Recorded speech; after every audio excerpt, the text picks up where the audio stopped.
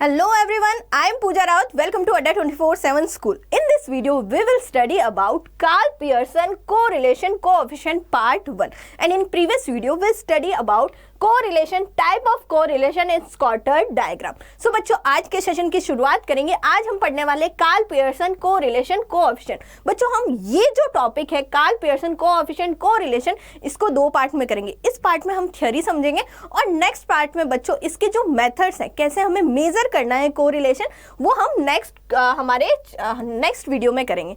सो बच्चों अब पढ़ते हैं कार्ल पियर्सन कोएफिशिएंट कोरिलेशन के बारे में. सो बच्चों सबसे पहले तो ये वाला जो कोरिलेशन है वो मैथमेटिकली मेजरमेंट है कोरिलेशन का. और बच्चों ये दिया किसने था? ये दिया था बच्चों ब्रिटिश मैथमेटिशियन कार्ल पियर्सन ने दिया था. अब बच्चों इससे पहले वाले में हमने पढ़ा था, मतलब पिछला वाला जो वीडियो था, प्रीवियस वीडियो था, उसमें हमने एक और मेथड पढ़ा था कोरिलेशन का, दैट इज स्कैटर्ड डायग्राम. जिसमें बच्चों जब हमें कोरिलेशन देखना है दो वेरिएबल्स का, तो हम कैसे देखते थे? हम एक ग्राफ पे जो दोनों ही वेरिएबल्स की जो वैल्यूज थी वो पुट करते थे और देखते थे कि इनके बीच में क्या क्या रिलेशन है. उसी तरह अगर हम मैथमेटिकली टर्म में देखें, मैथमेटिकली अगर दो वेरिएबल्स में हमें बच्चों रिलेशन बताना है कि इन दोनों में कोरिलेशन है या नहीं है, सो बच्चों हम कौन सा मेथड यूज करेंगे? हम मेथड यूज करेंगे कार्ल पियर्सन कोएफिशिएंट कोरिलेशन. अब बच्चों इसके बारे में जान लेते हैं. सो मैम इसको और नामों से भी जाना जाता है. सो बच्चों इनको और किन किन नामों से जाना जाता है? It is also known as name of product moment correlation, simple correlation coefficient. इनको दो एक्स्ट्रा नामों से भी जाना जाता है, अलग नामों से जाना जाता है. पहला है product moment correlation, second is simple correlation coefficient. ठीक है बच्चों. अब बच्चों ये क्या बताता है? It is a mathematically method for measuring correlation between two variables and was suggested by Karl Pearson, a British statistician. ठीक है बच्चों, यहाँ पे अगर हम बात करें सो कार्ल पियर्सन जो कि हमारे ब्रिटिश मैथमेटिशियन थे, इन्होंने सजेस्ट किया बच्चों, ये वाला इन्होंने ही दिया था बच्चों मेथड. इनमें क्या कहा था इन्होंने बच्चों एक मैथमेटिकली मेथड दिया था जिससे हम जो टू वेरिएबल्स हैं उनके बीच में क्या कोरिलेशन है उनको हम मेजर कर सकते हैं बच्चों. किसमें? मैथमेटिकली टर्म में हम उनको मेजर कर सकते हैं. और बच्चों ये सबसे ज्यादा यूज होने वाला बच्चों क्या है? मेथड है. It is most widely use method for measuring correlation. सबसे ज्यादा अगर न्यूमेरिकल मेथड में अगर हम बात करें, अगर हमें वेरिएबल्स का नंबरिकल जो है बच्चों मेजरमेंट देखना है, कोरिलेशन देखना है, तो सबसे ज्यादा कौन सा यूज होता है हमारा method? Karl Pearson coefficient correlation. ये बच्चों आपको कार्ल पियर्सन दिख जाएंगे, ये हमारे कार्ल पियर्सन है. ठीक है बच्चों. सो आगे देखते हैं कार्ल पियर्सन कोएफिशिएंट कोरिलेशन को बच्चों हम कैसे दिखाते हैं, या जब भी हमें कैलकुलेशन करनी होती है. यहाँ पे बच्चों जो मेजरमेंट के लिए मेथड दिए थे, फॉर्मूले दिए थे कार्ल पियर्सन ने, सो हम यहाँ पे कोएफिशिएंट को कैसे दिखाएंगे बच्चों? यहाँ पे डिनोट करते हैं आर से. ठीक है. और आर एक्स वाई से. अब बच्चों आर एक्स वाई से कब डिनोट करते हैं? जब x and y being the two variable involve. जब बच्चों एक्स और वाई दोनों ही इन्वॉल्व होंगे तो हम कैसे डिनोट करेंगे? आर एक्स वाई से डिनोट करेंगे. या तो हम आर से भी डिनोट कर सकते हैं या आर एक्स वाई से भी डिनोट कर सकते हैं. A relationship is said to be linear if it can be represented by the straight line. अब बच्चों हम लीनियर रिलेशनशिप की बात क्यों कर रहे हैं मैम? यहाँ पे ये क्या लाइन कह रही है? सो सिंपल सा है बच्चों, अगर हमें कार्ल पियर्सन कोएफिशिएंट कोरिलेशन देखना है सो हमें देखना पड़ेगा कि जो वेरिएबल्स हैं उनमें जो है बच्चों रिलेशन कैसा होना चाहिए? लीनियर रिलेशन होना चाहिए. जब लीनियर रिलेशन होगा वेरिएबल्स में तभी बच्चों हम कार्ल पियर्सन कोएफिशिएंट कोरिलेशन वहां पे एप्लीकेबल कर सकते हैं. लीनियर कोरिलेशन समझ में आता है बच्चों? जैसे हमने स्कैटर्ड डायग्राम में भी पढ़ा था कि हमारा 0, ये एक्स अक्ष और ये वाई अक्ष, ये कोई भी ए वेरिएबल, ये बी वेरिएबल. ठीक है बच्चों. अब बच्चों लीनियर रिलेशनशिप यानी यहाँ पे क्या होता है? एक सीधी लंबी लाइन खींची होती है, वो हमारा लीनियर रिलेशनशिप बताता है. और बच्चों अगर हमारा जो डॉटेड जो बच्चों एक ही डायरेक्शन में जा रहा है, ये क्या हो गया? हमारा कोरिलेशन हो गया. ठीक है. सो मैम अगर हमारे जो वेरिएबल्स हैं उनमें लीनियर रिलेशनशिप है, चाहे पॉजिटिव हो चाहे नेगेटिव हो, अगर लीनियर रिलेशनशिप है तभी क्या हो सकता है? तभी हम यहाँ पे बच्चों कार्ल पियर्सन कोएफिशिएंट कोरिलेशन हम यहाँ पे निकाल सकते हैं. अगर लीनियर रिलेशनशिप नहीं है, मान लो कि कर्वी लीनियर है, कर्वी लीनियर है मींस मान लो कि जो वेरिएबल्स हैं उनमें कुछ इस तरह का रिलेशन है। सो बच्चों यहाँ पे कुछ अगर इस तरह का रिलेशन होता है, रिलेशन है पर यहाँ पे कर्वी लीनियर है, सो मैम यहाँ पे हम कार्ल पियर्सन कोएफिशिएंट कोरिलेशन नहीं निकाल सकते। अगर लीनियर रिलेशनशिप है वेरिएबल्स के बीच में तभी हम निकाल सकते हैं। ठीक है, यही बात बच्चों यहाँ पे, तो यहाँ पे लीनियर रिलेशनशिप के बारे में बताया गया है। A relationship said to be linear if it can represented by the straight line. अगर बच्चों स्ट्रेट लाइन में रिलेशनशिप शो हो रहा है तो बच्चों वो वाला रिलेशनशिप कौन सा है, लीनियर है। ठीक है, सो बच्चों अब बच्चों अगर हम बात करें, it represent the degree of the correct numerical value of the linear relationship between the two variable x and y. अब बच्चों कार्ल पियर्सन कोएफिशिएंट कोरिलेशन और क्या बताता है, ये बच्चों डिग्री बताता है। ठीक है, जो हमारे लीनियर रिलेशनशिप है उसमें डिग्री और डायरेक्शन बताता है कि जो हमारे नंबरिकल वैल्यू है, हमारे टू वेरिएबल्स है, वो किस डायरेक्शन में जा रहे हैं, क्या वो पॉजिटिव है या नेगेटिव है, किस डायरेक्शन में, या कितनी डिग्री से उनका रिलेशन है आपस में। ज़्यादा भी हो सकता है, कम भी हो सकता है। जैसे कि हमने बच्चों प्रीवियस वीडियो में पढ़ा था, हमारी जो वैल्यू होगी हमारे कोरिलेशन की वो -1 से बच्चों कितनी होगी, +1 के बीच में वेरी करेगी। ठीक है, यानी बच्चों अगर कोई वैल्यू प्लस या -1 और +1 के पास है, यानी 0.9 है, -0.9 है या +0.9 है, तो हम कहेंगे यहाँ पे क्या है बच्चों, स्ट्रॉन्ग रिलेशन है। अगर पूरा -1 या पूरा +1 है, सो हम कहेंगे परफेक्टली बच्चों यहाँ पे नेगेटिव या परफेक्टली पॉजिटिव कोरिलेशन है। अगर बच्चों वो 0 के पास आती जाती है, बीच में 0 होगा, सिंपल सी बात है, -1 और +1 के बीच में 0 होगा। अगर कोई वैल्यू यहाँ पे बच्चों 0 के पास आती जाती है, जैसे कि 0.1 हो गया, ठीक है, वो 0 के पास है, तो वहाँ पे क्या होता है बच्चों, बहुत ही कम रिलेशन होता है या मॉडरेट रिलेशन होता है। यानी जैसे जैसे वैल्यू 1 से 0 की तरफ जाती है, चाहे नेगेटिव हो चाहे पॉजिटिव हो, वैसे वैसे रिलेशन क्या होता है बच्चों, कम होता जाता है। सो बच्चों यहाँ पे कार्ल पियर्सन कोएफिशिएंट कोरिलेशन क्या बताता है कि डिग्री कितनी है, जो रिलेशन है ना, जो दोनों वेरिएबल में रिलेशन है उसकी डिग्री कितनी है। अब बच्चों स्ट्रॉन्ग भी हो सकता है और बच्चों लो भी हो सकता है। ठीक है, तो नंबरिकल वैल्यू में बताता है। सो लीनियर रिलेशनशिप बताता है टू वेरिएबल एक्स और वाई में, only use when there is a linear relationship between the two variable. ठीक है बच्चों, ये कब यूज होता है, सिर्फ तभी यूज होगा जब वेरिएबल्स में लीनियर रिलेशनशिप होगा। जब लीनियर रिलेशनशिप नहीं है, सो मतलब वहां हमारा कार्ल पियर्सन कोएफिशिएंट कोरिलेशन हम यूज नहीं करेंगे। सो बच्चों इसके लिए अब लीनियर रिलेशनशिप है या नहीं है ये कैसे पता चलेगा, तो उसके लिए तो हमें स्कॉटर डायग्राम बनाना पड़ेगा। सो बच्चों इसीलिए इस चैप्टर को यानी इस कॉन्सेप्ट को पढ़ने से पहले हमें स्कॉटर डायग्राम पढ़ना पड़ता है, और इस क्वेश्चंस को मतलब कि कार्ल पियर्सन कोएफिशिएंट कोरिलेशन निकालने से पहले किन्हीं भी वेरिएबल का उनमें हमें क्या देखना पड़ता है, स्कॉटर डायग्राम से लीनियर रिलेशनशिप देखना पड़ता है। अगर लीनियर रिलेशनशिप हुआ तो हम कार्ल पियर्सन कोएफिशिएंट कोरिलेशन निकाल के हम क्या निकालेंगे, रिलेशन निकालेंगे। अगर बच्चों लीनियर रिलेशनशिप नहीं हुआ, सो बच्चों कार्ल पियर्सन कोएफिशिएंट कोरिलेशन लगाने का कोई भी मतलब नहीं है। सो मैम हम कहेंगे the calculation of Karl Pearson correlation can be misleading when there is a non linear relationship between x और वाई। अब बच्चों जब लीनियर रिलेशनशिप नहीं है, नॉन लीनियर रिलेशनशिप है एक्स और वाई में, दो वेरिएबल हमारे एक्स और वाई में, सो मैम हम कहेंगे वहां पे हमारा कार्ल पियर्सन कोएफिशिएंट कोरिलेशन क्या हो जाएगा, यहाँ पे क्या हो जाएगा मैम, मिसलीड करेगा। वो सही से हमारा क्या होगा, यहाँ पे कोरिलेशन नहीं बताएगा बल्कि वो क्या कर देगा, मिसलीड कर देगा। आगे बच्चों देखते हैं, first examine the scatter diagram of the relationship between the variable before computing Karl Pearson correlation coefficient. इसलिए बच्चों जब भी कार्ल कोएफिशिएंट कोरिलेशन निकालना है, सो उससे पहले हमें क्या करना है, हमें स्कॉटर डायग्राम क्या करना है, यहाँ पे स्कॉटर डायग्राम में वेरिएबल्स देख लेने हैं कि यहाँ पे लीनियर रिलेशनशिप बन रहा है नहीं बन रहा। अगर नहीं बन रहा है तो हमें कार्ल पियर्सन कोएफिशिएंट कोरिलेशन निकालने की जरूरत नहीं है। It will tell us the direction and intensity of relationship between the variable। और हमें ये क्या बताता है बच्चों, ये बताता है कि जो वेरिएबल्स हैं, टू वेरिएबल्स में, उनमें बच्चों जो रिलेशन है वो उनका डायरेक्शन क्या है और इंटेंसिटी क्या है, एक दूसरे को वो कितना इफेक्ट करेंगे। ठीक है बच्चों, सो ये था हमारा कार्ल पियर्सन कोएफिशिएंट कोरिलेशन। आगे हम देखते हैं बच्चों, अब बच्चों लीनियर रिलेशनशिप कैसे होता है। जैसे आप देखो यहाँ पे दो वेरिएबल्स हैं x और y, मान के चल रहे हैं दो वेरिएबल x और y। सो बच्चों हमने यहाँ पे स्कॉटर डायग्राम बनाया। स्कॉटर डायग्राम वैसे हमने प्रीवियस वीडियो में पढ़ लिया है, पर यहाँ पे जस्ट एग्जांपल लेते हैं। तो बच्चों यहाँ पे दोनों जो वेरिएबल्स हैं उनको स्कॉटर डायग्राम में हमने प्लॉट किया और देखा है कि यहाँ पे क्या बन रहा है, एक यहाँ पे क्या हो रहा है, यहाँ पे लीनियर रिलेशनशिप बन रहा है।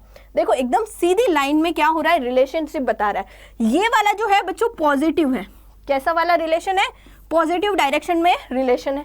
वहीं बच्चों ये वाला जो है, जो हमारा डाउनवर्ड स्लोप है, जो क्या बता रहा है, ये भी लीनियर है, एक लाइन है, ठीक है, ये डायरेक्शन बता रहा है जो कि इनवर्स डायरेक्शन है, पर ये भी क्या है मैम, लीनियर रिलेशनशिप है, ठीक है। अगर बच्चों ये ऐसे नहीं होता बल्कि ऐसे होता, सो ये कर्वी लीनियर हो जाता, लीनियर तो होता पर कर्वी लीनियर होता, रिलेशनशिप भी होता है, पर मैम यहाँ पे ये कर्वी लीनियर हो जाता। और यहाँ पे इसमें इस केस में हम क्या करते हैं, यहाँ पे कार्ल पियर्सन कोएफिशिएंट कोरिलेशन हम लोग नहीं लगाते, और लगा भी देते तो हमारी जो आंसर आता वो सही नहीं आता, ठीक है। जैसे कि ये परफेक्टली क्या है बच्चों, ये परफेक्टली लीनियर रिलेशनशिप बता रहा है, ठीक है, ये परफेक्टली लीनियर रिलेशनशिप बता रहा है, क्योंकि हमारी जो लाइन है, जो हमारी लीनियर जो लाइन है बच्चों, उसी पे क्या है, हमारे वेरिएबल्स हैं, उसी में हमें क्या बता रहे हैं, रिलेशनशिप बता रहा है। देखो ये परफेक्टली प्लस है, मतलब परफेक्टली पॉजिटिव है, ये परफेक्टली नेगेटिव कोरिलेशन बता रहा है।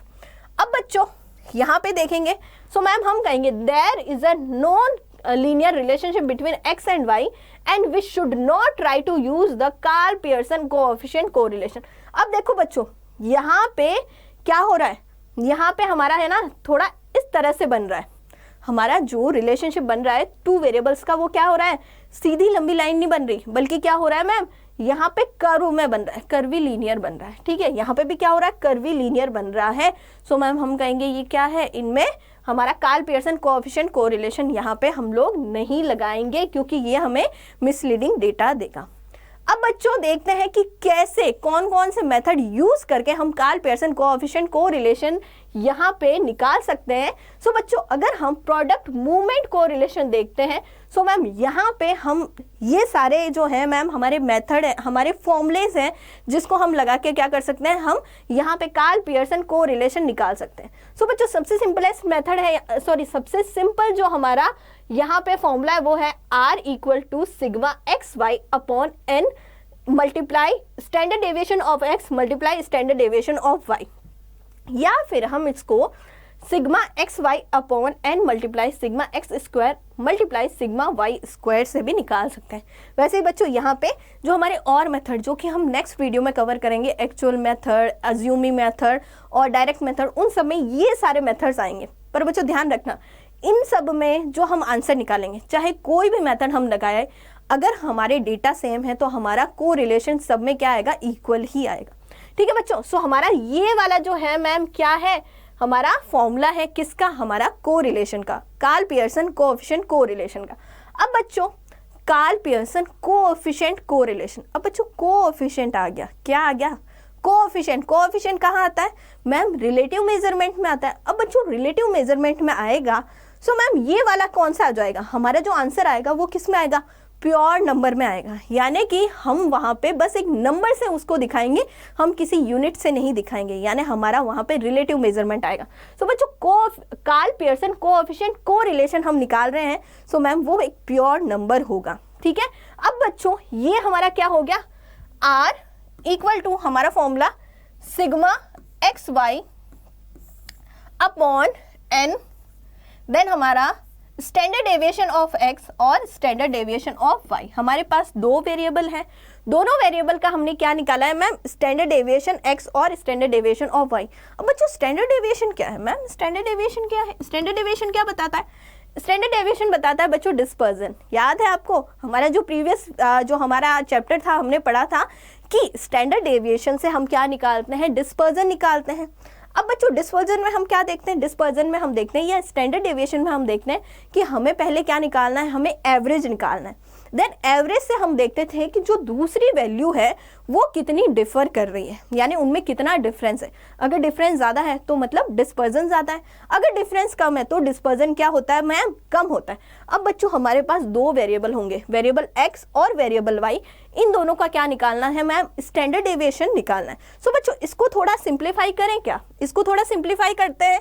सो मैम हमारा जो सिग्मा एक्स वाई है उसको हम सिग्मा एक्स वाई ही रहने देते हैं, ठीक है।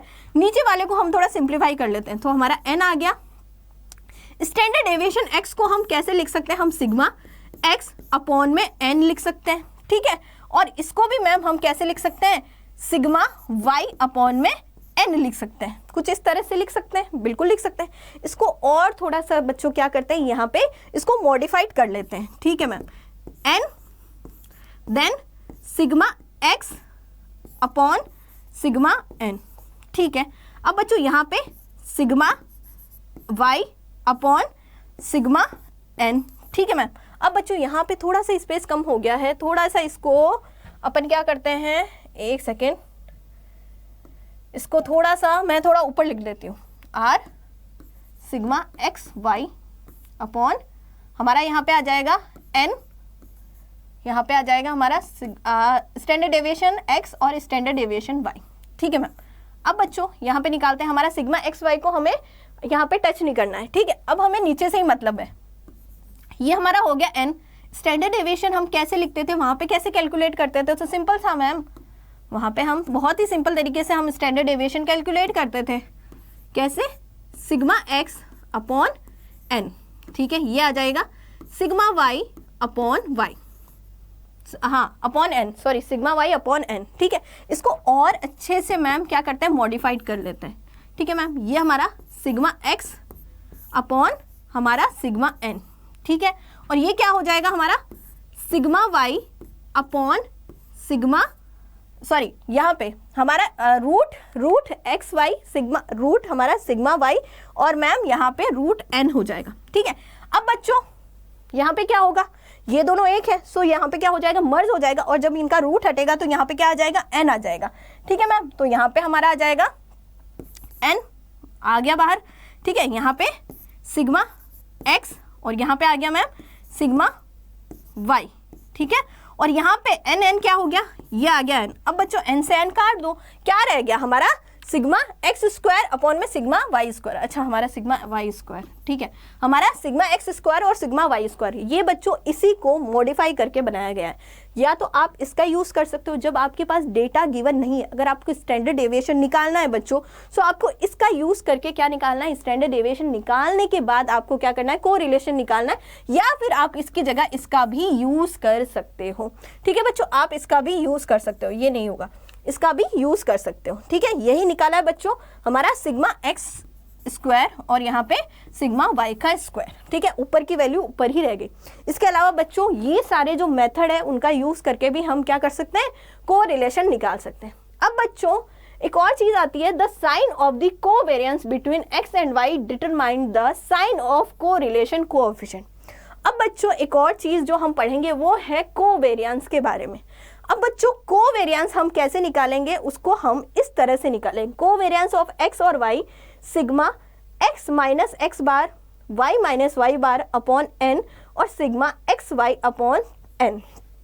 इस तरह से हम कोवेरिएंस निकालेंगे। कोवेरिएंस क्या होता है इसके बारे में भी पढ़ेंगे, पर बच्चों यहाँ पे हम सबसे पहले जानते हैं कि जो कोवेरिएंस का जो साइन होगा, सबसे पहले हम कोवेरिएंस निकालना सीखेंगे, उसके बाद में जो कोवेरिएंस का जो साइन होगा, चाहे पॉजिटिव में हो चाहे नेगेटिव में, ठीक है बच्चों। कोवेरिएंस का जो साइन है वो पॉजिटिव में भी हो सकता है, नेगेटिव में भी हो सकता है, ठीक है। एक्स और वाई के बीच में हम कोवेरिएंस को देखेंगे, और मैम जो कोवेरिएंस को जो साइन आएगा वही बच्चों हमारे कोरिलेशन का भी क्या होगा, कोएफिशिएंट कोरिलेशन का भी साइन वही होगा, ठीक है। कैसे होगा ये आगे हम क्वेश्चन में करेंगे। जैसे हमारे कोवेरिएंस का साइन बच्चों माइनस में आया है, कोई भी वैल्यू माइनस में आई है, सो बच्चों यहाँ पे हम जो कोएफिशिएंट कोरिलेशन निकालेंगे ना, उसका भी साइन क्या होगा बच्चों, माइनस में ही आएगा, उसका भी साइन किस में आएगा, माइनस में ही आएगा। Standard deviation are always positive, और बच्चों स्टैंडर्ड डेविएशन क्या होता है, पॉजिटिव होता है। It is covariance, if the covariance is zero then the correlation coefficient is also always zero, ठीक है। अगर बच्चों कोवेरियंस 0 आया है, याद रखना एक चीज, कोवेरियंस 0 आया है तो बच्चों हमारा कोरिलेशन कोएफिशिएंट भी क्या आएगा, 0 आएगा। अगर हमारा कोवेरियंस पॉजिटिव आया है तो हमारा कोएफिशिएंट हमारा कोरिलेशन कोएफिशिएंट भी पॉजिटिव आएगा। और बच्चों अगर हमारा कोवेरियंस नेगेटिव आया है तो हमारा कोएफिशिएंट भी क्या आएगा मैम, नेगेटिव आएगा। ठीक है बच्चों, अब बच्चों कोवेरियंस के बारे में पढ़ लेते हैं। Covariance is a statistical representation of degree to which two variables vary together. अब बच्चों कोवेरियंस क्या बताता है, कोवेरियंस बताता है यहाँ पे कि कितनी डिग्री से जो दो वेरिएबल हैं वो वेरी कर रहे हैं एक दूसरे से, यानी कि उनमें कितना बच्चों यहाँ पे रिलेशन है, पॉजिटिव है, नेगेटिव है, स्ट्रांगली पॉजिटिव है, नेगेटिवली स्ट्रांगली नेगेटिव रिलेशन है या मॉडरेट है। ठीक है, अगर बच्चों देखो हमारी जो वैल्यू है कोरिलेशन की वो लाई करती है किससे, -1 से +1 के बीच में लाई करती है। ठीक है मैम, अगर -1 आया है, -1 आया है तो मैम कहेंगे ये क्या है, यहाँ क्या है, परफेक्टली क्या है मैम, ये परफेक्टली नेगेटिव है। ये क्या है, परफेक्टली नेगेटिव है। अगर प्लस आया है तो हम कहेंगे परफेक्टली क्या है मैम, पॉजिटिव है।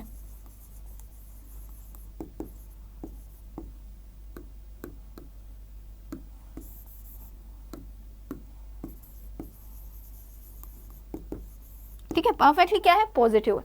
अगर बच्चों 0 के पास आता है, ठीक है, अब बच्चों जैसे ही कोई वैल्यू है वो 1 के पास आएगी, चाहे पॉजिटिव के पास आए चाहे नेगेटिव के पास आए, वो उतनी स्ट्रांग होती जाएगी। ठीक है, जैसे कोई वैल्यू है वो 0, 9 है तो हम कहेंगे ये स्ट्रांगली क्या है मैम, यहाँ पे स्ट्रांगली क्या है, इनमें रिलेशनशिप है। स्ट्रांगली पॉजिटिव रिलेशन भी हो सकता है, स्ट्रांगली नेगेटिव भी हो सकता है। अगर पॉजिटिव है, अगर ये बच्चों पॉजिटिव की तरफ जा रहा है, प्लस की तरफ, +1 की तरफ जा रही है वैल्यू, सो मैम हम कहेंगे वहाँ पे पॉजिटिव रिलेशन है, स्ट्रांगली पॉजिटिव रिलेशन है। अगर नेगेटिव की तरफ आ रही है तो स्ट्रांगली नेगेटिव रिलेशन है। ठीक है, स्ट्रांगली, ठीक है, स्ट्रांगली। अब मैम अगर कोई वैल्यू 0 के पास आती है, जैसे 0.1, 0.2, 0.3, सो हम कहेंगे यहाँ रिलेशन क्या हो रहा है मैम, कम हो रहा है। ठीक है, जैसे हम बात करेंगे 0.1 हो गया, माइनस में हो चाहे प्लस में हो। ठीक है, अब जैसे 0.2 हो गया, 0.3 हो गया, सो मैम ये वाली जो वैल्यू है ये क्या है, 0 के पास है, तो हम कहेंगे यहाँ पे रिलेशन क्या हो जाता है, थोड़ा कम हो जाता है, मॉडरेट रिलेशन हो जाता है। क्या होगा, मॉडरेट रिलेशन होगा। सो मैम हम कहेंगे यहाँ पे क्या होता है, यहाँ पे हम देखेंगे, यहाँ पे हमने कहा कि यहाँ पे कोवेरियंस क्या बताता है, कोवेरियंस बताता है कि जो दो वेरिएबल हैं वो आपस में एक दूसरे से कितना रिलेशन है उनके बीच में, इस डिग्री को बताता है। क्या उनमें परफेक्टली पॉजिटिव रिलेशन है, परफेक्टली नेगेटिव है, मॉडरेट है। ठीक है, मॉडरेट चाहे वो यहाँ पे पॉजिटिव हो चाहे नेगेटिव हो, या फिर वो स्ट्रांगली एक दूसरे से रिलेटेड है। ठीक है, यानी एक जो है एक वेरिएबल यहाँ पे अगर चेंज हो रहा है तो दूसरा कितना चेंज होता है, पॉजिटिवली चेंज हो रहा है, नेगेटिवली चेंज हो रहा है, किस तरह से चेंज होता है, ये हमें कैसे पता चलता है बट मैम, यहाँ पे कोवेरियंस से पता चलता है। आगे देखेंगे, it is a number that reflect the degree to which two variable vary together. और बच्चों यहाँ पे क्या कर रहा है, ये नंबर को बताता है, number that reflect the degree. भाई यहाँ पे क्या बताता है, ये उस डिग्री को बताता है जिससे कि यहाँ पे वेरिएबल जो है वो क्या हो रहे हैं, वेरी हो रहे हैं together. Covariance symbol of two variable x and y denoted by. अब बच्चों कोवेरियंस का जो सिंबल है, जब हम उसको कैलकुलेट करते हैं तो किस तरह से कैलकुलेट करते हैं, कोवेरियंस x और y। ठीक है, हम सिंपली कोवेरियंस x और y बताते हैं। जैसे हम कोरिलेशन को कैसे बताते हैं, r से बताते हैं, वैसे हम कोवेरियंस को कैसे बताते हैं, COV x और y। कोवेरियंस ऑफ x और y is defined as, covariance x और y फॉर्मूला क्या है, sigma x minus x bar y minus y bar upon n। ठीक है, या फिर हम इसको कैसे लिख सकते हैं, सिग्मा x और y अपॉन n। ठीक है, सिग्मा x और y अपॉन n। अब बच्चों ये x और y क्या है, यहाँ पे बच्चों अगर आपको याद है सो बच्चों हमने स्टैंडर्ड डेविएशन या फिर हमने मीन डेविएशन में भी क्या करा था, जो हमारी एवरेज वैल्यू थी उससे जो दूसरी वैल्यू थी उसको डिफर किया था। यानी ये क्या बताता है, x माइनस x बार क्या बताता है, डिफरेंस बताता है। ठीक है, यहाँ पे डिफरेंस बताता है, वैसे y माइनस वाई बार भी क्या बताता है, डिफरेंस बताता है। इसलिए बच्चों ये जो x और y है ये दोनों ही क्या है, डिफरेंस को यहाँ पे क्या कर रहे हैं, डिनोट कर रहे हैं। तो सिग्मा x और y अपॉन n भी हम इसको लिख सकते हैं। अब बच्चों आगे बढ़ते हैं और एक इससे रिलेटेड क्वेश्चन कर लेते हैं। सो मैम अगर हम इससे रिलेटेड क्वेश्चन देखें तो हमारे पास यहाँ है calculation of r bye examining the relationship between year of schooling of farmer and the annual yield पर एकड़। ठीक है मैम, ये हमारा क्वेश्चन है, रिलेशनशिप बताना है, number of year of schooling of farmer ये हमारे पास x वेरिएबल है और हमारे पास ईयर यील्ड पर एकड़ क्या है मैम, हमारे पास y वेरिएबल है। ठीक है मैम, हमारे पास x वेरिएबल भी है, y वेरिएबल भी। अब हमें क्या निकालना है, सो मैम हमें क्या निकालना है, हमें हमारा निकालना है यहाँ पे कोरिलेशन निकालना है, कार्ल पियर्सन कोरिलेशन। सो सबसे पहले अगर हम बात करें सो x वेरिएबल लिख लेते हैं, number of year schooling of farmer. So ma'am हमारा है 0 to 4, 8, 10, 12, 8, 10 and then 12। y variables में देख लेते हैं तो y वेरिएबल्स आ गए हमारे यहाँ पे क्या, 4, 4, देन 4, 4, 6, फिर 10, 10 एंड देन 8 एंड एक सेकेंड 4, 4, 1, 2, 3 ओके 4। अच्छा एक सेकेंड, यहाँ पे एक वेरिएबल हम एक वैल्यू लिखना भूल गए थे, 6 है ना, 6, 8, 10 एंड 12 और यहाँ पे आ गया 8 और 7, 8 एंड 7।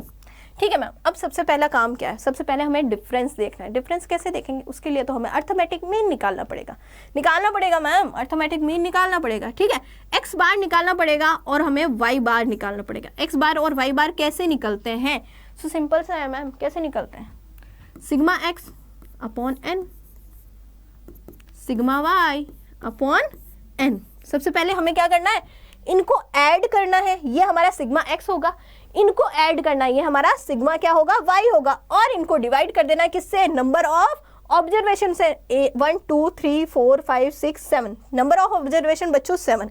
सो जब हम इनको ऐड करेंगे सो हमारा यहाँ पे आएगा 42, और जब हम इनको ऐड करेंगे सो हमारी यहाँ पे वैल्यू आएगी मैम 49, 42 और 49। अब बच्चों यहाँ पे हमारे पास सिग्मा एक्स और सिग्मा वाई आ गया है। सो सिग्मा एक्स है हमारे पास 42, थोड़ा सा इसको, ठीक है, यहाँ पे थोड़ा सा इनको थोड़ा सा इधर लिख लेते हैं ना। तो हमारा एक्स बार सिग्मा एक्स अपॉन एन और हमारा वाई बार सिग्मा वाई अपॉन एन।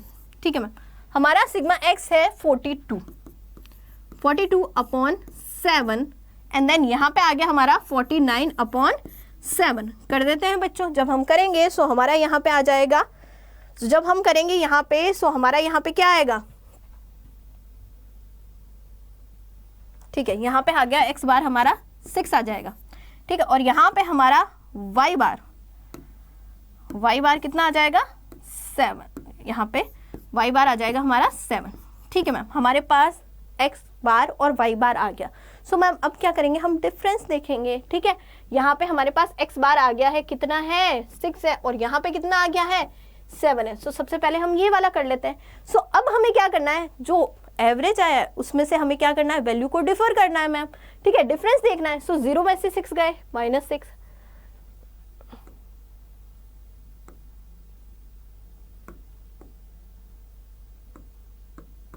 यहाँ पे आ जाएगा माइनस का 6। ठीक है, यहाँ पे माइनस का 4, यहाँ पे माइनस का 2, यहाँ पे 0, यहाँ पे एक सेकेंड, यहाँ पे प्लस का 2, प्लस का 4 एंड देन यहाँ पे आ जाएगा, हाँ एक सेकेंड, यहाँ पे प्लस का 2 कैसे आएगा, यहाँ तो 0 आएगा। ये हमारा हो गया बच्चों 0, देन यहाँ पे आ जाएगा प्लस का 2 एंड देन यहाँ पे आएगा प्लस का 4, देन यहाँ पे प्लस का 6। ये हमारा हो गया x माइनस एक्स बार हो गया। ठीक है मैम, अब हमें x माइनस एक्स बार का स्क्वायर निकालना है, इनका स्क्वायर करना है। अब बच्चों इसका स्क्वायर करेंगे तो यहाँ पे क्या आ जाएगा, 6 का स्क्वायर करो 36 आएगा मैम, 4 का स्क्वायर करेंगे तो 16 आएगा, 2 का 4 आ गया, 0 आ गया मैम, 4 देन यहाँ पे आ जाएगा हमारा 16 एंड देन यहाँ पे 36, ये हमारी वैल्यू आ गई। अब बच्चों इनको सम करो, सम करके मुझे बताओ क्या आएगा। यहाँ पे तब तक इसको निकालते हैं, 4 माइनस 7 करेंगे तो कितना आएगा, माइनस का 3 आएगा, ये भी माइनस का 3 है, ठीक है। यहाँ पे माइनस का 1 आ जाएगा, प्लस का 3 आ जाएगा, प्लस का 3 आ जाएगा, और यहाँ पे आ जाएगा मैम प्लस का 1 देन यहाँ पे 0, ठीक है। अब बच्चों इनका भी स्क्वायर कर लेते हैं, तो 3 का स्क्वायर 9 हो गया, 9 देन 1 देन 9 देन 9 देन 1 और ये 0, ठीक है। अब बच्चों इनका सम अप कर लो, जब हम इनका सम अप करेंगे तो हमारा आंसर यहाँ पे कितना आएगा, x माइनस एक्स बार का जो स्क्वायर है बच्चों यहाँ पे कितना आएगा, 112 आएगा, और यहाँ पे इनको सम करेंगे सो यहाँ पे x माइनस वाई बार का जो स्क्वायर है वो कितना आएगा, 38 आएगा। ये हमने कर लिया, हमारे पास ये वैल्यूज आ चुकी हैं। इसको थोड़ा सा नीचे ले लेते हैं, ठीक है। अब मैम बारी किसकी है, अब हमें x माइनस एक्स बार y माइनस वाई बार करना है, ठीक है। यानी कि हमारे पास जो वैल्यूज आई थी कौन कौन सी, ये वाली और मैम ये वाली, इन दोनों को मल्टीप्लाई करना है, ठीक है बच्चों। इन दोनों को क्या करना है, मल्टीप्लाई करना है। तो 6 और 3 को मल्टीप्लाई करो, कितना आएगा, यहाँ पे 18 आएगा। अब बच्चों दोनों के ही सिंबल क्या है, यहाँ पे साइन क्या है, माइनस में, तो माइनस माइनस को आपस में मल्टीप्लाई करते हैं तो वो प्लस हो जाते हैं, ठीक है। अब 4 को 3 से मल्टीप्लाई करो तो यहाँ पे आएगा 12, तो यहाँ पे भी क्या आ जाएगा, ये प्लस का हो जाएगा। 2 को मल्टीप्लाई करते हैं 1 से, सो यहाँ पे क्या आ गया, 2 आ गया, ठीक है मैम। यहाँ पे 9 सॉरी यहाँ पे ये हाँ एक मिनट, 3 को, ठीक है, 3 को मल्टीप्लाई करेंगे 0 से तो 0 आ गया, 2 को मल्टीप्लाई करेंगे किससे, 3 से, ठीक है, तो यहाँ पे कितना आ गया, 6 आ गया।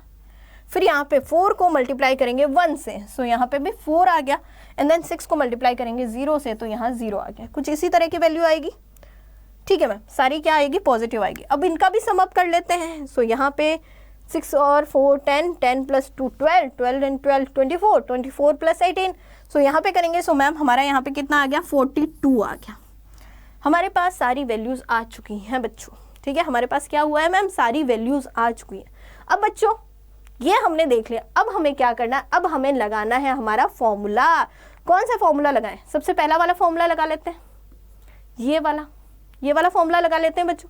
सो ये वाला फॉर्मूला लगाएंगे, सो हमारा यहाँ पे अगर हम देखें तो हमारा r का जो फॉर्मूला होगा क्या है, यहाँ पे sigma x Y upon n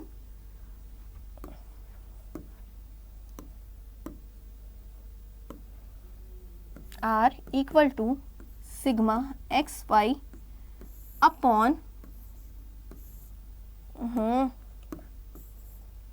then n, और यहाँ पे आ गया हमारा, सॉरी यहाँ पे हमारा स्टैंडर्ड डेविएशन था ना, standard deviation of x and then standard deviation of y, ठीक है। यहाँ पे क्या था, यहाँ पे बिंदी थी, बिंदी मतलब हमें क्या लगाना है, यहाँ पे मल्टीप्लाई करना है, ठीक है मैम। हमें कुछ इस तरह से इसको सॉल्व करना है, ठीक है मैम, कर लेते हैं। अब बच्चों सबसे पहला पड़ाव क्या है कि मैम स्टैंडर्ड डेविएशन निकालना है, ठीक है, निकाल लेते हैं। अब बच्चों सिग्मा एक्स वाई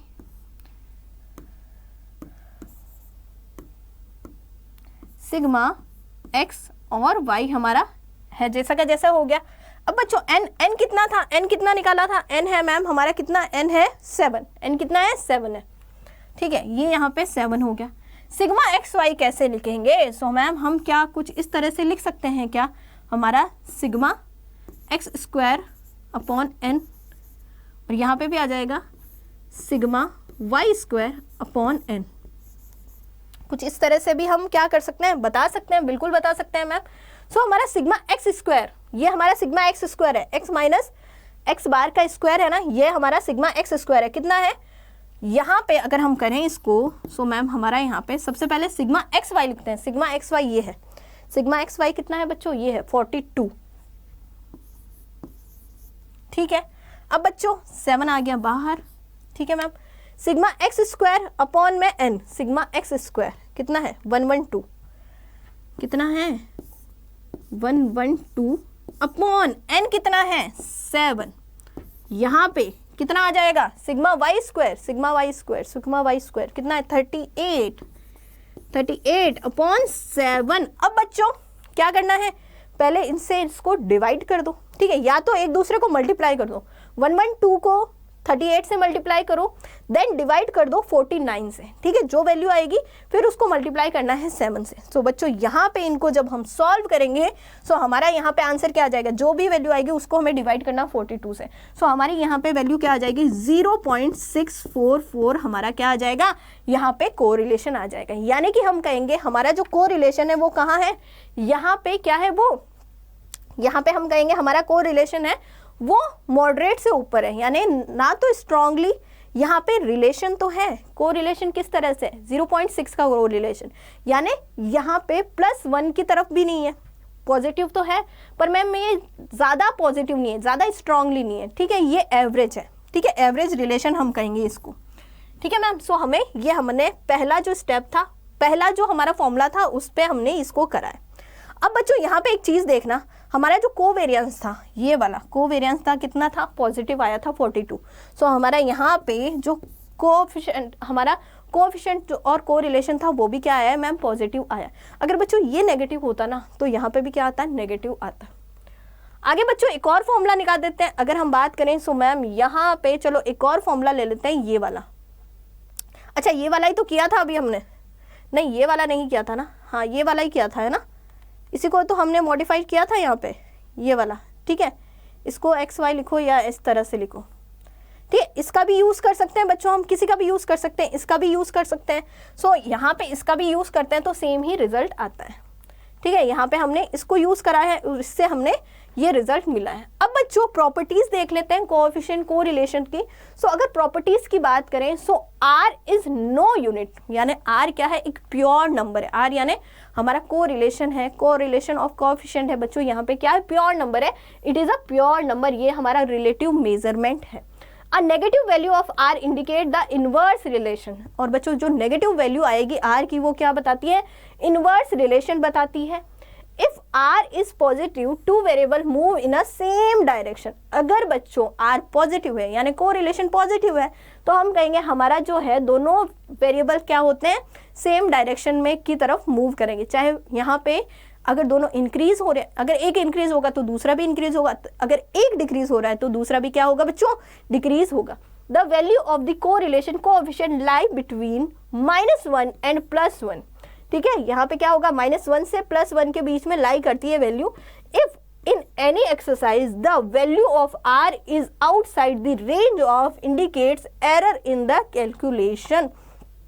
अगर बच्चों हमारा कोई कोरिलेशन है, अगर वो -1 और +1 के बाहर जाता है, आपके आंसर आ रहे हैं बच्चों -2 या फिर +2, सो बच्चों वहाँ पे रिलेशनशिप में कोई ना कोई एरर है, या हमने जो कैलकुलेशन की है वो सही से नहीं की है। वैल्यू हमेशा किसके किसके बीच आएगी, -1 से +1 के बीच आएगी, ठीक है। अगर हमारे -1 और +1 के बाहर जाती है वैल्यू, सो बच्चों हमने कैलकुलेशन में क्या करी है, एरर करी है, ठीक है। अब बच्चों इसमें भी एरर हो सकती है, पर यहाँ पे एरर का हमें ये रहता है कि इनके बीच में ही वैल्यू आएगी, ठीक है, पर अगर इनसे बाहर वैल्यू चली गई तो क्या होगी, एरर हमने कैलकुलेशन में क्या करी है बच्चों, एरर करी है। The magnitude of r is unaffected by the change of origin and change of scale. अब बच्चों जो हमारा कोरिलेशन है, कोएफिशिएंट ऑफ कोरिलेशन है, वो अनइफेक्टेड होता है, यानी कि अगर आप वैल्यू में चेंज करते हो, अगर वैल्यू को ऐड करते हो, सब्सट्रैक्ट करते हो, मल्टीप्लाई करते हो, डिवाइड करते हो, फिर भी हमारा जो बच्चों यहाँ पे कोरिलेशन कोएफिशिएंट होगा उसमें कोई चेंजेस नहीं होंगे बच्चों। यहाँ पे क्यों, क्योंकि ये यहाँ पे ओरिजिन से और बच्चों स्केल से क्या है, इंडिपेंडेंट है।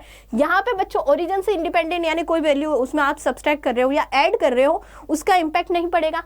चेंज इन स्केल से है मैम, यहाँ पे किसी भी वैल्यू से आप मल्टीप्लाई कर रहे हो या डिवाइड कर रहे हो उसका इम्पैक्ट भी नहीं पड़ेगा कोरिलेशन कोएफिशिएंट पे।